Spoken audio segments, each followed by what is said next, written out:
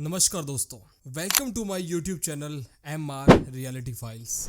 आज का ये वीडियो बहुत ही खास और एक बहुत ही खतरनाक होने वाला है। आज हम बात करने वाले हैं एक हसीन यूट्यूबर, ट्रैवल व्लॉगर जिसके लाखों फॉलोवर्स थे। ट्रैवल विद जो नाम का चैनल, हसीन खूबसूरत जगहों की वीडियोस, लोगों को घुमाने वाली कहानियाँ। लेकिन दोस्तों, इस हसीन चेहरे के पीछे छपा था एक बहुत बड़ा राज। जी हाँ दोस्तों, हम बात कर रहे हैं एक ऐसी लड़की जिसका नाम है ज्योति मल्होत्रा। पुलिस का दावा है कि ज्योति पाकिस्तान की खुफिया एजेंसी ISI की जासूस बन चुकी थी।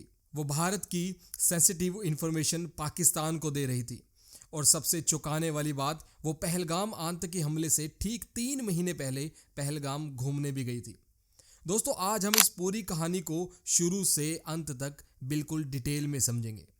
ISI क्या है? ISI ने साधारण से शहर से आने वाली मिडिल क्लास लड़की को कैसे फंसाया? Honey trap, mind wash, blackmail, सब कुछ। और सबसे महत्वपूर्ण, ज्योति मल्होत्रा का पूरा केस, उसके पाकिस्तान जाने के सबूत, उसके संपर्क और आखिरी में उसकी गिरफ्तारी। तो दोस्तों, चाय कॉफ़ी रख लो, मोबाइल साइलेंट कर लो और पूरे ध्यान से ये वीडियो को देखना, क्योंकि ये आपके साथ और आपके जानने वालों के साथ भी हो सकता है। आपकी ये जानकारी आपको और आपके परिवार वालों को सुरक्षा भी दे सकती है, क्योंकि ये मामला हनी ट्रैप से जुड़ा है। और दोस्तों, बहुत मेहनत से आपके लिए वीडियो बनाते हैं, तो चैनल को सब्सक्राइब भी जरूर करना, क्योंकि ये कहानी सिर्फ ज्योति मल्होत्रा की नहीं, पूरे देश की सुरक्षा की कहानी है। इसलिए वीडियो एंड तक जरूर देखना। दोस्तों, सबसे पहले हम ये समझते हैं कि ISI आखिर है क्या। इसकी बात मैं क्यों कर रहा हूँ, ये आपको वीडियो में समझ में आ जाएगा। ISI का मतलब इंटर सर्विस इंटेलिजेंस। ये पाकिस्तान की सबसे पावरफुल खुफिया एजेंसी है। 1948 में पाकिस्तान के आज़ाद होने के कुछ महीने बाद ही इसे बनाया गया था। जैसे भारत में RAW है, वैसे ही पाकिस्तान में ISI। लेकिन दोनों की सोच और काम करने के तरीकों में काफ़ी अंतर है दोस्तों। ISI सिर्फ एक जासूसी एजेंसी नहीं है, वे पाकिस्तानी आर्मी के अंदर की आर्मी है। इसके 3 बड़े काम हैं। विदेशी जासूसी रखना, खास करके भारत और अफगानिस्तान में। पाकिस्तान के अंदर विरोधी ताकतों को कुचलना और आतंकवादी संगठनों को सपोर्ट करना। ISI का मुख्यालय इस्लामाबाद में है, लेकिन इसका बड़ा ऑपरेशन सेंटर रावलपिंडी में है। ISI का भारत में एजेंडा सिंपल है दोस्तों। भारत की आर्मी, नेवी, एयरफोर्स की पूरी जानकारी रखना, कश्मीर में आतंक फैलाना, भारतीय युवाओं को रेडिकलाइज करना, हनी ट्रैप, ब्लैकमेल और पैसे का लालच देकर भारतीयों को अपना एसेट बनाना, फेक न्यूज़ और सोशल मीडिया के जरिए भारत के अंदर दंगे भड़काना। ISI पिछले 50 साल से भारत में बहुत ज़्यादा एक्टिव है। माधुरी गुप्ता, कुलभूषण जाधव और अब ज्योति मल्होत्रा, ये सारे केस ISI के हैं। ISI लोगों को अपने जाल में फंसाता कैसे है? हनी ट्रैप सबसे पुराना और सबसे सफल तरीका।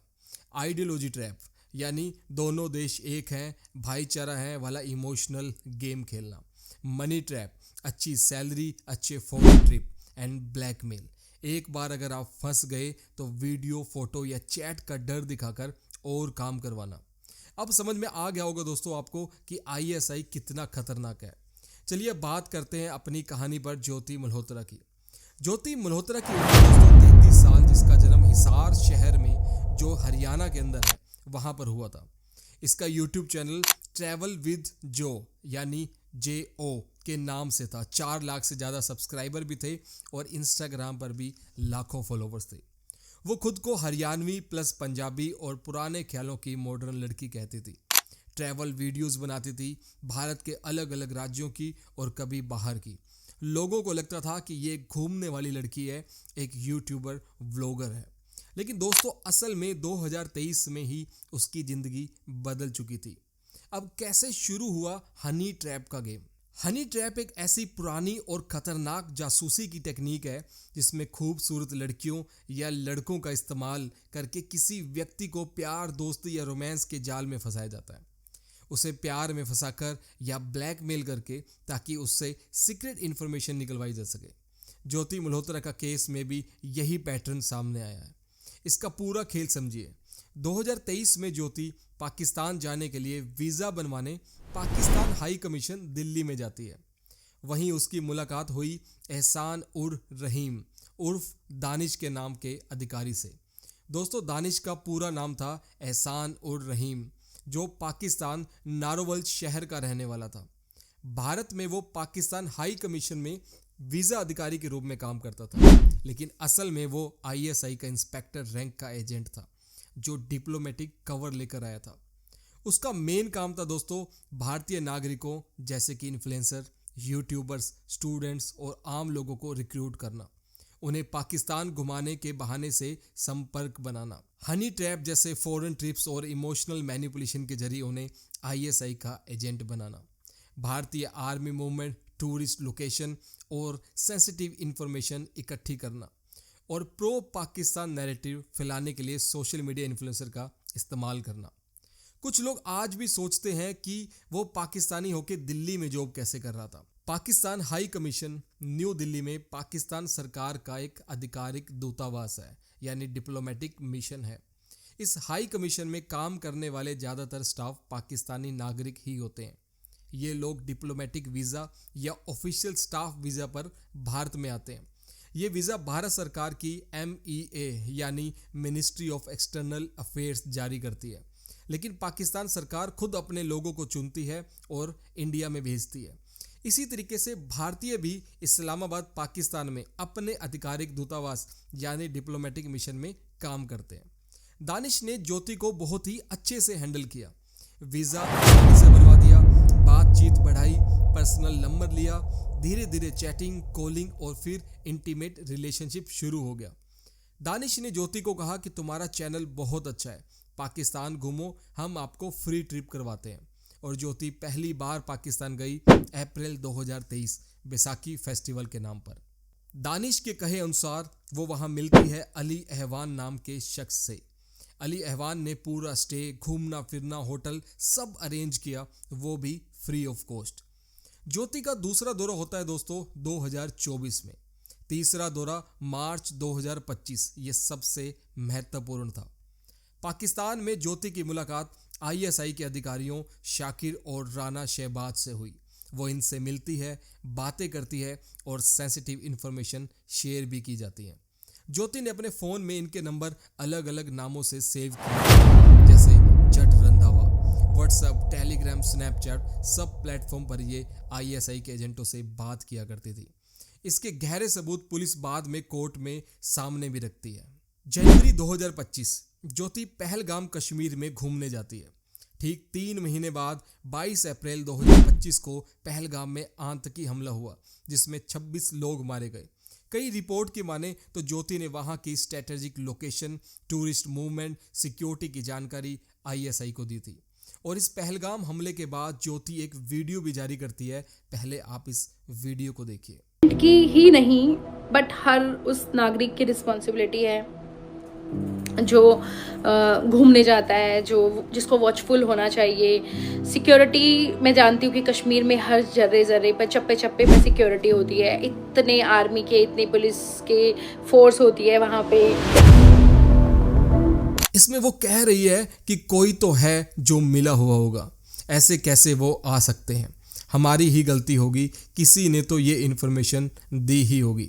यानी खुद के दिल में जब पाप हो तो इंसान ऐसी ही वीडियो बनाकर अपने आप को सही दिखाता है। मई 2025 में भारत पाकिस्तान के बीच तनाव काफ़ी बढ़ जाता है, जैसे कि ऑपरेशन सिंदूर। तो उसके बाद भारत की सरकारी डिजिटल टीम अलर्ट हो जाती है। हर उस एक्शन पर नज़र चल रही होती है जिससे कि पता चल सके कि कुछ भी ऐसी इन्फॉर्मेशन लीक ना हो जो भारत से पाकिस्तान की तरफ जाती हो। हरियाणा पुलिस को उसी दौरान ज्योति के बारे में सूचना मिली। शक की वजह यही थी कि बार बार पाकिस्तान में जाना। ज्योति ने पिछले कुछ सालों में पाकिस्तान और चाइना जैसी जगहों की कई बार यात्रा की थी। पुलिस का कहना है कि उनकी कमाई का जरिया उनकी महंगी विदेशी यात्राओं के खर्चा पूरा नहीं कर सकता, जो फाइनेंशियल गड़बड़ी की तरफ इशारा करता है। 17 मई 2025 को ज्योति मल्होत्रा को हिसार उसके घर से गिरफ्तार कर लिया गया। उसके 3 मोबाइल, लैपटॉप और सोशल मीडिया अकाउंट जब्त कर लिए गए।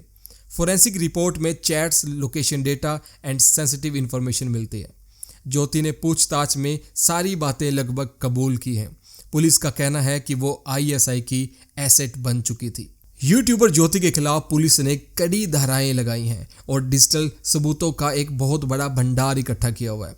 अभी तक मिले मुख्य सबूत हैं इन्वेस्टिगेटिंग एजेंसीज पुलिस और एनआईए ने उनके खिलाफ कई ठोस सबूत पेश किए हैं, जिसमें से कुछ मेन ये हैं दोस्तों। डिजिटल फोरेंसिक डेटा, पुलिस ने उनके लैपटॉप और मोबाइल से लगभग 12 टीबी डेटा रिकवर किए। इसमें चैट्स, व्हाट्सएप, टेलीग्राम, स्नैपचैट और कॉल लॉग्स भी मिलते हैं। सबूत मिले हैं कि वो दिल्ली में एक पाकिस्तानी हाई कमीशन के एक ऑफिसर एहसान उर रहीम यानी दानिश के संपर्क में थी।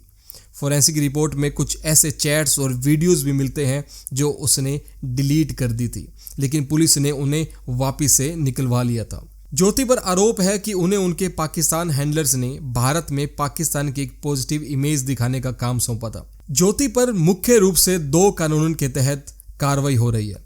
Official secret act OSA 1923 section 3 जासूसी के लिए, जिसमें 14 साल तक की भी जेल हो सकती है। सेक्शन 4 और 5 विदेशी एजेंट्स के साथ इलीगल बातचीत एंड सेंसिटिव जानकारी शेयर करने के लिए। भारतीय न्याय संहिता BNS 2023 सेक्शन 152 देश की अखंडता, इंटीग्रिटी और सुरक्षा को खतरे में डालने वाले कामों के लिए। कोर्ट का डिसीजन आना भी बाकी है दोस्तों। दानिश को भारत से निकाल दिया गया। कुछ लोगों के मन में ये सवाल आता है कि जब दानिश का पता चल गया था कि वो ISI का एजेंट है और गैर कानूनी कामों में इंडिया में कर रहा है, तो उसे गिरफ्तार क्यों नहीं किया इंडियन पुलिस ने। इसका मुख्य कारण है दोस्तों डिप्लोमेटिक इम्यूनिटी यानी राजनयिक छूट। Danish Pakistani high commission new Delhi में आधिकारिक स्टाफ था। वह स्टाफ वीज़ा, ऑफिशियल वीज़ा पर भारत में था, यानी वो एक डिप्लोमेट की कैटेगरी में आता था। Vienna convention on diplomatic relation 1961 के अनुसार किसी भी देश का डिप्लोमेट अधिकारी उस देश में जहां वो काम करता है अरेस्ट या जेल या मुकदमा से पूरी तरह से सुरक्षित होता है। पुलिस उसे छू भी नहीं सकती, चाहे वो जासूसी भी क्यों ना कर रहा हो। दानिश या कोई भी डिप्लोमेट चोरी, दंगा, मारपीट या कत्ल जैसे किसी भी अपराध के लिए भारतीय पुलिस उसे छू भी नहीं सकती। वो अरेस्ट भी नहीं हो सकता, जेल नहीं जा सकता, कोर्ट में ट्रायल भी नहीं हो सकता और कस्टडी में भी नहीं रखा जा सकता, चाहे सबूत कितने भी मजबूत क्यों ना हो। वियना कन्वेंशन की वजह से डिप्लोमेट को अरेस्ट नहीं किया जा सकता। भारत ने दानिश को 13 मई 2025 को PNG घोषित कर दिया, यानी देश निकाला दे दिया। मतलब अब आप अनवेलकम हैं। उसे 24 घंटे के अंदर भारत छोड़ने का आदेश दिया गया। वो 14 मई 2025 को भारत छोड़ के पाकिस्तान वापस चला गया। ज्योति मल्होत्रा के साथ पिछले साल एक बड़े क्रैकडाउन में लगभग 11-12 और लोगों को भी गिरफ्तार किया गया था। ये लोग पंजाब, हरियाणा और उत्तर प्रदेश के अलग अलग हिस्सों से थे और ISI के लिए जासूसी करने वाले एक बड़े नेटवर्क का हिस्सा माने जा रहे थे। सोचिए दोस्तों, पैदा इंडिया में हुए, नमक खाया इंडिया का और काम कर रहे हैं ISI के लिए। ISI कैसे माइंड वॉश करके अपने ही देश के खिलाफ कर देती है दोस्तों। इसमें से कुछ मुख्य नाम और मुख्य काम उनके नीचे आपको स्क्रीन पर शेयर कर रहा हूं दोस्तों। ज्योति मल्होत्रा का केस हमें एक बार फिर से याद दिलाता है कि दुश्मन अब सिर्फ बॉर्डर पर नहीं, सोशल मीडिया, यूट्यूब, इंस्टाग्राम पर भी है। कोई भी व्यक्ति, चाहे वो यूट्यूबर हो, स्टूडेंट हो, क्लर्क हो या अधिकारी, ISI का निशाना बन सकता है। देश की सुरक्षा हम सबकी जिम्मेवारी है। अगर आपको ये वीडियो पसंद आई हो तो लाइक जरूर करें और चैनल को सब्सक्राइब भी जरूर करें ताकि मेरी अपकमिंग वीडियोस आपके तक पहुंचती रहें। कमेंट में लिखो, जागरूक रहे, सतर्क रहें। अगली वीडियो में हम किसी और ऐसे ही खतरनाक मामले पर बात करेंगे।